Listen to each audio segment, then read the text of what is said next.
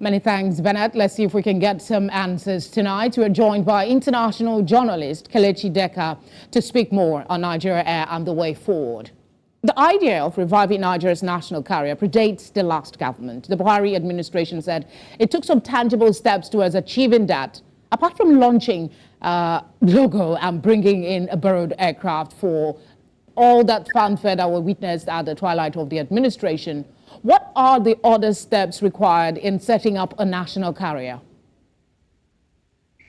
Okay, thank you so much for having me. I think that what happened was they tried to put the cart before the horse. There are so many other things you have to put into consideration before setting up a national carrier. And I've said it time and over again, any country that cannot basically maintain the air-conditioned systems in their airports or to keep their toilets clean cannot manage aircraft, airline business. But a lot of people have said that government has no business in running airlines. What they should say is that Nigerian government has no business in running airlines, because the Ethiopian airline that they want to go into partnership with is a government-owned airline. Some of the biggest airlines in Africa, Egypt Air, is also a government airline. Royal Air Maroc is also a government-run airline. Some of the biggest in the world, Qatar, Emirates, they're all government-run airlines. Even Saudi Arabia launched a new one, a recent one that everybody is saying that's going to be a kind of game changer in the global aviation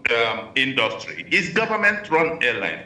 But the thing with Nigeria is that I don't think that government was sincere in their plan. I don't think that they really wanted to launch an airline.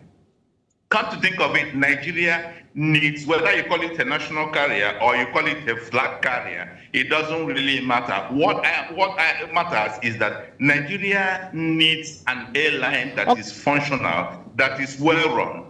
Mr. Deca, I think a lot of persons in your area agree with what you're saying. But what we're trying to look for tonight is maybe what are some of the steps in your thinking towards creating a viable national carrier? You've mentioned some countries and their government that have created successful careers. How can Nigeria replicate some of their actions without, seeing what we saw?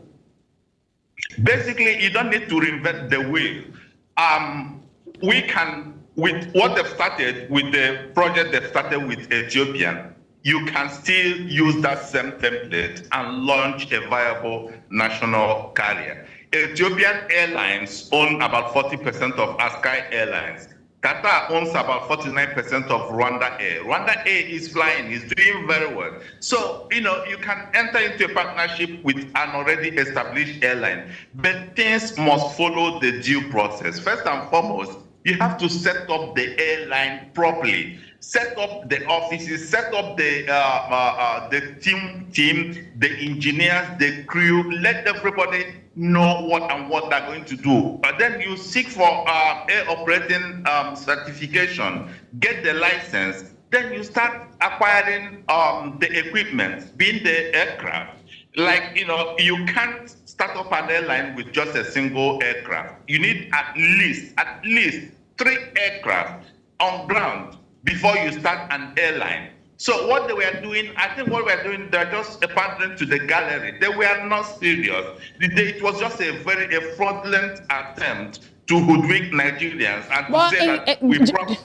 Just to play the devil's advocate here for a bit, the former Minister of Aviation, Ezewuike, did say emphatically that Nigeria Air will be operational before the end of the Buhari administration. Give or take, he did something that looked like he made an effort, without necessarily saying the minister deceived the country. Will it be right to say the government failed in actualizing that target despite the fanfare that we saw? If you agreed it failed, what in your thinking was responsible? Because if we understand where we're failing, we can know where to move to.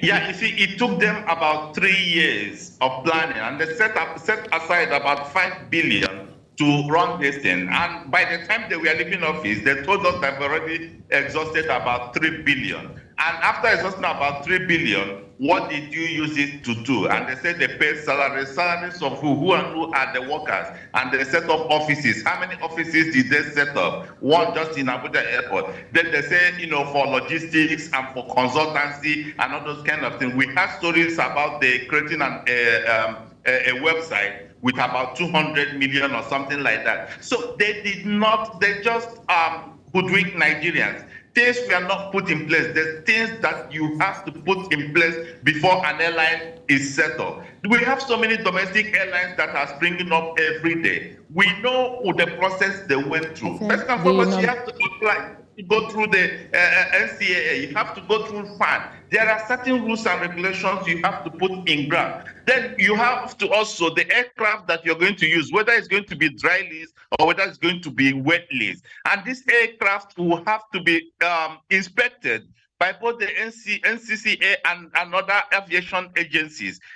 After the inspection and they are certified, then that's when you bring them into the country. It's not just you go and charter an aircraft, pay some money, charter an aircraft, repainted it, and just bring it, and we give it a water salute, and everybody's saying that we have an airline. It doesn't work like that. So they did not put the proper things in place, which shows that they didn't really want to launch an airline in the real sense of of it. They're just trying to, make political statements, thanks to the gallery, as if they promised us. Now we fulfilled our promise. So that was what they did.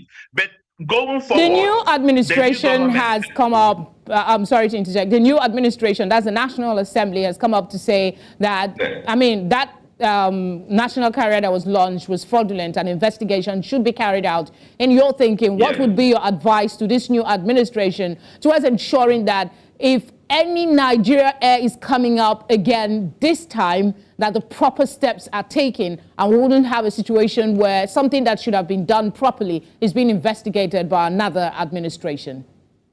Yeah, if you listen to the committee meeting, the aviation committee, with both the agencies of the Federal Ministry of Aviation and other aviation agencies, all the heads of the parastatals under the Ministry of Aviation outlined the things that should be done that were not done. And it's so interesting that all of them were there. Some of these things were not done, and they did not say anything. They did not even raise any objection.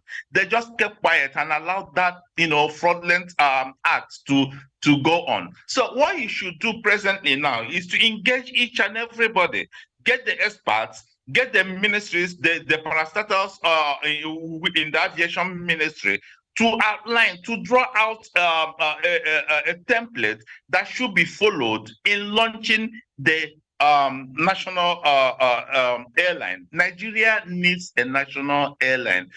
Last year alone, we have about 3.6 million international passengers, and all of them terminated their trips in Nigeria, which shows that if we can get something that brings in people, from all over the world into this country, we are also going to increase the passenger volume. So all right, Mr. Kelechi, Deca, I'm afraid that's not much time will permit us. Thank you very much for the insights you provided tonight.